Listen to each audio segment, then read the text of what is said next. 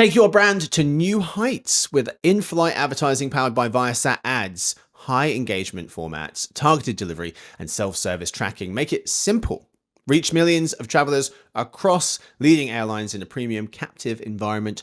Join their journey with Viasat Ads. Hey gang, it's Monday, December 1st. Yory, Oscar, and listeners, welcome to Behind the Numbers, new marketing video podcast made possible by Viasat Ads. I'm Marcus, and joining me for today's conversation, we have Principal Analyst, heads up our media, tech, and advertising teams. Living in New Jersey, it's Yory Wurmser. Hey Marcus, how are you doing? Hey fella, very good. Good to have you on the show. We're also joined by Senior Director of Forecasting, spending life in New York, it's Oscar Orozco. Listeners, hey Marcus, glad to be back. It's been a while. Welcome back. Thanks. Yeah, 3-month ban, and he's back on the show. It was deserved. Today's fact. I earned that one. It always is. Today's fact is the moon is drifting away from Earth at about it's not sprinting away. Let's be real. It's about an inch and a half or 4 centimeters per year.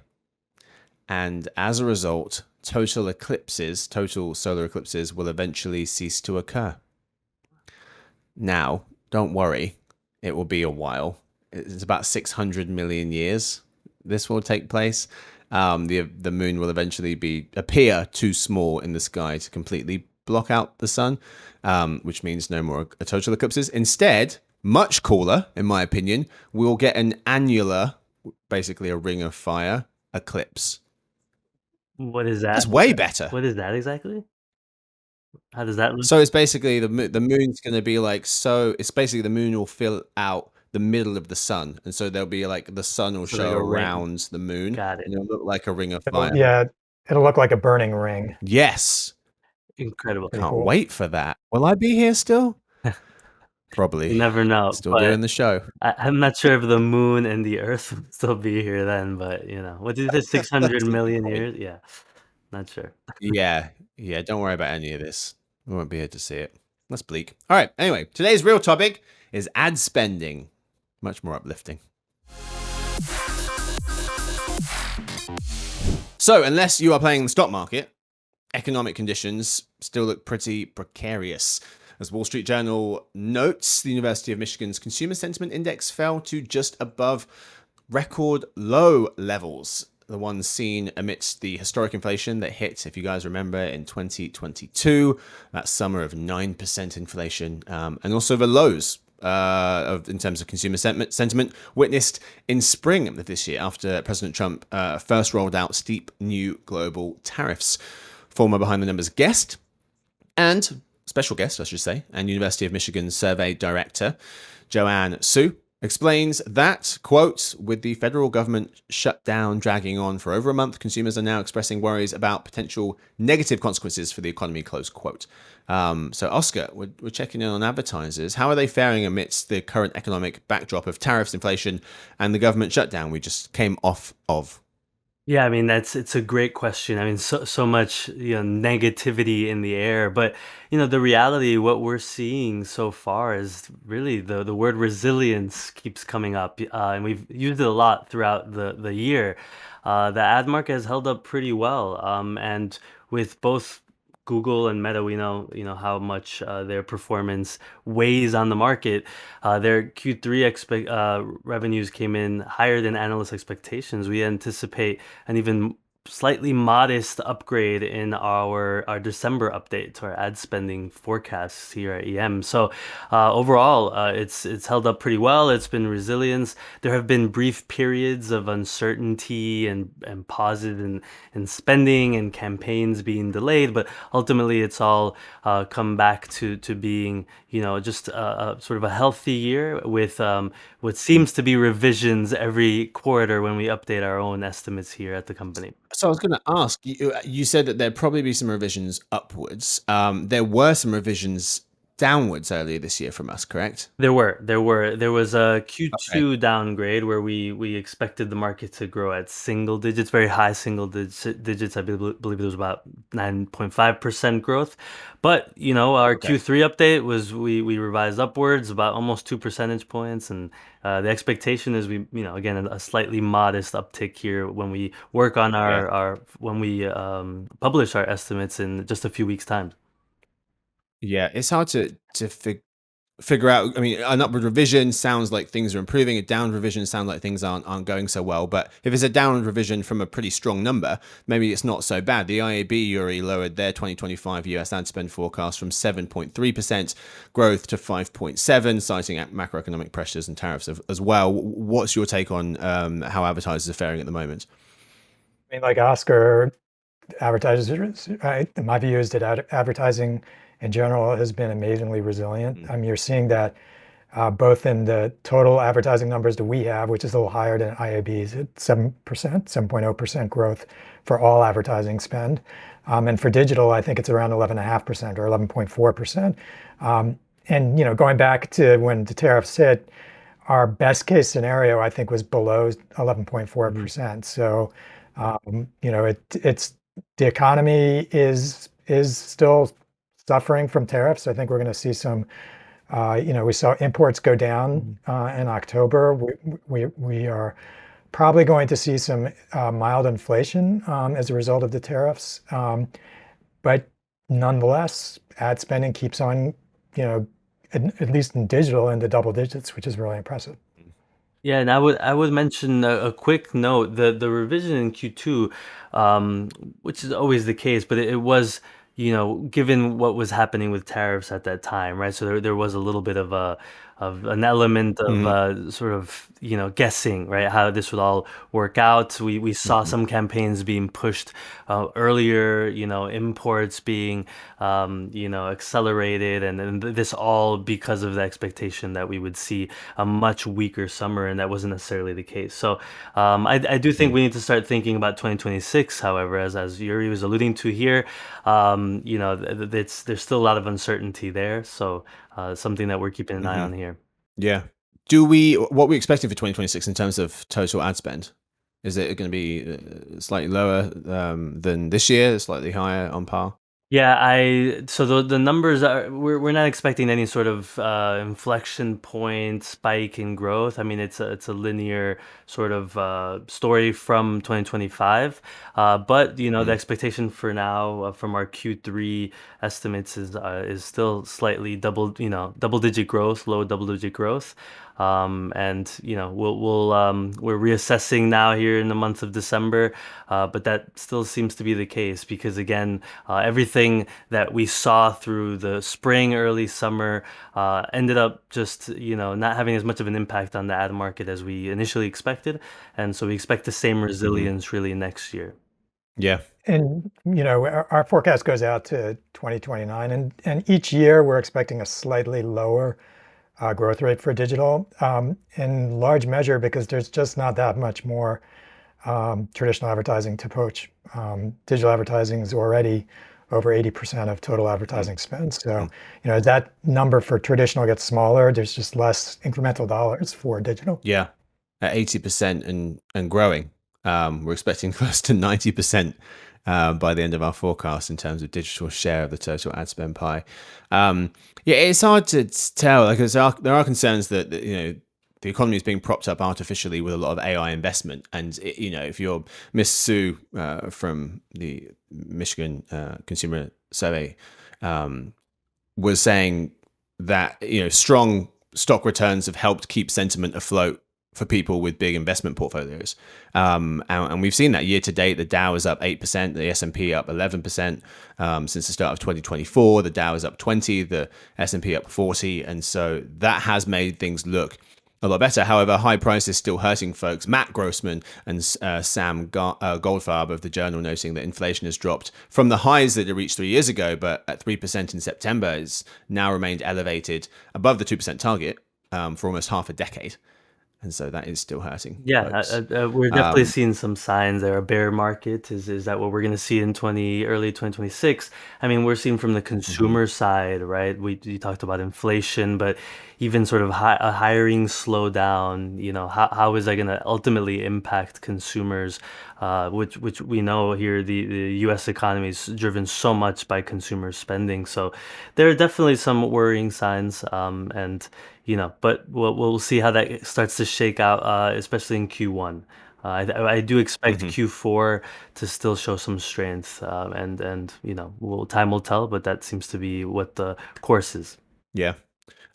Digital such a huge part of the total pie that it is a bellwether. Digital goes as the total ad industry goes, and similarly, the triopoly or their digital ad market goes the way of the triopoly because they are also such a significant piece of that. This year, we estimate that the triopoly, Google, Meta, and Amazon, will account for 61.7, to be specific, percent of total US digital ad dollars. That's up a touch from last year's 61%. Yory, what's your take on how the triopoly is faring and changing at the moment? They're doing incredibly well, all three of them. So when you look at Meta's ad growth and Amazon's ad growth, ad revenue growth, they're both well above the mean for digital advertising overall. I think Meta's at 17.7% and Amazon is at 18%. The exception is Google, which we're projecting, I believe, around 5.7% growth this year. For their ad growth. That doesn't mean they're doing badly. I think they're actually doing quite well. They're growing, 5.7%. Search as a format is just not growing. It's a more mature format. It's not growing as quickly as display. And there's always, the gorilla in the room with search, which is AI, and how much that's starting to affect ad spending growth in search. So Google's got its work cut out for, but with Gemini 3's release a couple weeks ago, very strong numbers in their Q3 earnings. They may not be growing as quickly in ad spend as the other two, but as a company, I think they're doing incredibly well right now. Yeah, they're not growing as fast as the others. And that leads me to the second point I want to make here. I want to make two really quickly. The first is Meta is doing well. And it's interesting because if you scratch below the surface, we estimate that Instagram now making more money in terms of advertising for Meta than Facebook. So I think that's a big part of the story is how well Instagram is doing to help Meta get to where it is. And then secondly, this jumped out to me, Oscar, and I know we're talking about this year and 2026, but I want to talk about 2027 for a second because according to our forecast, Meta will make more money from advertising than Google. Like, we're going to revise those numbers, but by 2027, we at the moment have Meta marginally taking the top spot from Google, which I thought was really interesting. And that speaks to that growth of Meta versus a slower growth of Google. Yeah, I mean that's quietly been and sort of stealing the thunder a little bit there, but it's going to be Sorry. it's absolutely fine. But one of our big headlines, exactly how in 2 years' time we expect Meta to be above Google, which is huge news, right? I would also, to speak a little bit to Yuri's point in Google. I mean, I would want to shout out YouTube. I mean, YouTube has also been a standout growth engine for them. A lot of success from shorts as well, and from the engagement piece to now the monetization piece. So, it's Google is still in a very strong position. But to round out the triopoly, I mean, Amazon, right? It's hard not to talk about Amazon's ad business. They are, out of the three, gaining the fastest share of the market. There's just so much success with their off-site advertising via their DSP, which has been a huge driver. And kind of going back to the YouTube story, the Prime Video for them, the ads being scaled there, and what that means for CTV as well. So yes, the three are doing well, taking slightly more share of the market. It's only a few tenths of a percentage, but it's so meaningful because we're talking about billions of dollars. So yeah. Yeah, absolutely. Amazon has firmly established itself as a deserving member of the triopoly, not the little brother anymore. In third place, as we mentioned, Google, Meta, for now at least, Google, Meta, and then Amazon. Amazon by itself still accounts for as many ad dollars, digital ad dollars, as fourth place, fifth, sixth, seventh, eighth, ninth, and 10th combined. So that's the gap between third and the rest of the pack. Let's turn attention to this year and then to next year. My first question focusing on 2025. Yory, for you, what has been the biggest ad spending milestone / standout number or moment this year? You kind of stole my thunder because I had two different ones. I stole my thunder on the first one, which I know. So the first number I was thinking is that digital is going to pass 80% of total advertising, which I think that's just a stunning number, because I think it was just in, Oscar, correct me, but I think it was around 2019 where it became the majority. That's about right, yeah. But it's been just tremendous growth for digital advertising over the last few years, and it's just going to continue upwards towards 90% by the end of our forecast period. So that's one. And the second one is the one you mentioned, which was Instagram passing Facebook as the leading generator of ad revenue for Meta. Again, something you couldn't have foreseen a few years ago. No. Yeah, 55%. You're spot on. It's about half in 2019. And then 6 years later, 82% to be specific, and climbing. Oscar, how about for you? Yeah, mine is less a particular number, forecast, milestone from that angle. I mean, I wanted to talk a little bit more, and I just kind of hinted at it with the Prime Video story and YouTube, but it's CTV. It's difficult not to talk about CTV, how dynamic it's become because of all the moving parts, all of the emerging platforms, right? The ad tiered product in the SVOD space. We have YouTube, the emergence of fast channels, so much more inventory there. It feels like 2025 has been a banner year for CTV, and we have continued to revise our numbers.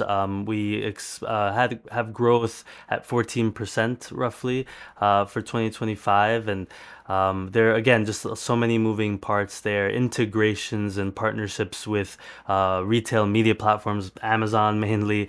So yeah, to me, it has to be CTV. It's just such an interesting channel. And I'm glad you brought that up, because one of the things that I've written down that stood out to me about this year, after going through the numbers and looking at the rankings of digital ad players, was that Roku has cracked the top 8 digital ad players, which is a huge deal because the top 8 rarely, if ever, change. The top 6 haven't changed in years. Google, Meta, Amazon, TikTok, Microsoft, Apple. Walmart just took the number 7 spot last year from Hulu, and now Roku has nestled itself in at number 8, which I thought was interesting. Yeah, I mean, they launched.